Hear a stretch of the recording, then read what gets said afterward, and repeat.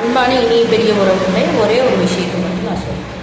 நீங்கள் திருமணம் பண்ணிக்கணும்னு முடிவு பண்ணிங்கன்னா அம்மா அப்பா சைடு பேசி அரேஞ்ச் மேரேஜ், அதாவது வீட்டு சம்மதத்தோட அரேஞ்ச் மேரேஜ் பண்ணுறது அப்படின்னு சொன்னால் 2 பக்கம் பிடிச்சிருக்கா அப்படின்னு பாருங்கள். ரெண்டாவது, உங்கள் தகுதியிலேருந்து ரொம்ப ஹையஸ்டான தகுதியில் கொடுத்தா தான் நம்ம ஃபுல்லாக அப்படி வாழும் இப்படி வாழும் அப்படின்னால நீங்கள் நினைக்காதீங்க. உங்கள் பொண்ணை வச்சு அவன் நல்லா காப்பாற்றுவானா, அவன் என்றைக்கு மாறாத மனசோடு இருப்பானா, நம்ம பிள்ளைக்காக அவன் நல்லா இது பண்ணுவானா. அதே மாதிரி இந்த பொண்ணு சைட்லையும் நான் சொல்கிறேன்.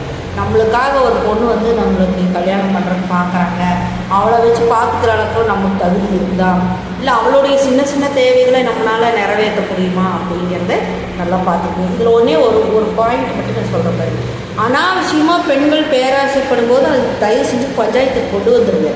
பெரியவங்களை வச்சு பேசி பாருங்கள், இது என்னுடைய தகுதிக்கு அப்பாற்பட்டு அவள் கேட்குறான், அதனால் என்னால் செய்ய முடியாது.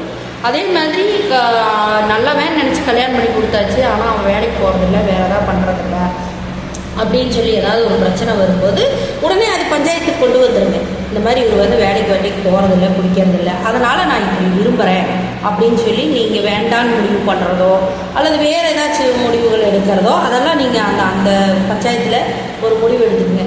அதே மாதிரி பிள்ளை என்ன வேணாலும் பண்ணலாம், நீ இப்படி தான் கஷ்டப்பட்டு தான் இருக்கணும், நீ இப்படி தான் பொழைச்சாகணும்னு சொன்னால் அப்படிப்பட்ட வாழ்க்கையை நீங்கள் ரொம்ப எடுத்துகிட்டு ரொம்ப கஷ்டப்படாதீங்க. அவங்களுக்காக நீங்கள் குழந்தை குஞ்சுகளை பெற்றுட்டு நாளைக்கு இன்னொருத்தர் கூட உங்களுக்கு ஏதோ அஃபேர் ஏற்பட்டுருச்சு அப்படின்னு சொல்லிட்டு அந்த குழந்தைகளை கொள்கிற நிலைமைக்கு கொண்டு வராதிங்க. அதே மாதிரி தாத்தா பாட்டியெல்லாம் இருக்காங்க, நம்ம குழந்தைய வளர்த்திடுவாங்க அப்படின்னு சொல்லி நினச்சி நீங்கள் அமிச்சி அப்பச்சி இவங்கெல்லாம் இருக்கிறாங்க எல்லாம் வளர்த்திடுவாங்க அப்படின்னு நினச்சி விட்டீங்கன்னாக்கா சின்ன பெண் குழந்தையாக இருந்தாலும் பாலியல் வன்கொடுமை நடக்குது, பெரிய பசங்களாக இருந்தாலும் பாலியல் வன்கொடுமை நடக்குது. அதனால் சிந்திச்சு செயல்படுது. அதே மாதிரி லவ் பண்ணிட்டீங்க அப்படின்னு முடிவாயிடுச்சுன்னா இருதரப்பு வீட்டார்கிட்டையும் சம்மதம் வரல அப்படின்னா தயவு செய்து மேல் ஜாதி கீழ் ஜாதின்னு நீங்கள் ரொம்ப விரும்பிட்டீங்கன்னா உங்களுடைய காதலை அப்படியே மனசில் வச்சுட்டு கொஞ்ச நாள் விட்டுருங்க. ஒரு குறிப்பிட்ட ஸ்டேஜ் வரும்போது கண்டிப்பாக அது ஒரு திருமணத்தில் தான் முடியும். நீங்கள் அவசரப்பட்டு ஏதாவது ஒன்று பண்ணும்போதோ பல விபரீதங்கள் நடக்குது.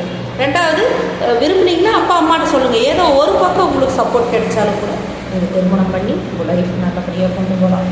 ஆனால் உங்களுக்கு குழந்தைகளை பெற்றுக்கிட்டு அதுகளை வளர்த்தி நல்ல இடத்துல செட்டில் பண்ண முடியுங்கிற ஒரு எல்லாத்துக்குமே ஒரு கோபமான ஒரு வார்த்தை யோகி இதேப்பா தகுதிம்பா. ஒவ்வொன்றுக்கும் ஒவ்வொரு டைப்பாக அந்த கோபத்தினுடைய உச்சம் எப்படி இருக்கோ அதுக்கு தகுந்த மாதிரி ஒரு வார்த்தை வரும். அந்த குழந்தையை காப்பாற்றக்கூடிய அளவுக்கு உங்களுக்கு தகுதி யோகியம் அதே சமயம் நடைமுறை பண்பு இதெல்லாம் இருந்ததுன்னா மட்டும் குழந்தைகளை பெற்றுக்கணும். இல்லைன்னாக்கா உங்கள் தாம்பத்திய வாழ்க்கை அப்படியே கொண்டுட்டு போயிட்டே இருங்க. சரிங்களா? தயவு செஞ்சு ஒரு புது பிறவியை பூமிக்கு கொண்டு வந்து அதை கொன்று அதை நாசம் பண்ணி பார்க்குற கொடுமைகள்லாம் பார்த்தாங்க. எதாக இருந்தாலும் சிந்திச்சு செயல்படுங்க.